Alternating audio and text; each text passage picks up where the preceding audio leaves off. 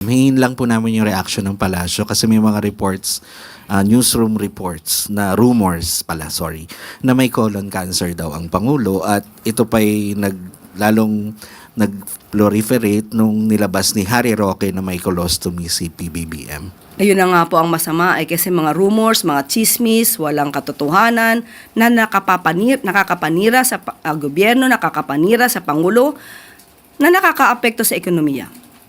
Kung manggagaling lamang po din kay Harry Roque na isang masasabi na natin isang fake news peddler, nakita naman po natin ang video, yung kabuuan kung saan itinaas pa po mismo ng Pangulo ang kanyang mga kamay habang siya ay kumakaway sa ating mga kababayan at kitang-kita po na ang sinasabing larawan o ipinakitang larawan ni Harry Roque ay pawang kasinungalingan lamang. Huwag na po tayo maniwala at nakikiusap po tayo. Huwag na po natin dalhin sa anumang usapan ang mga fake news peddlers katulad nila.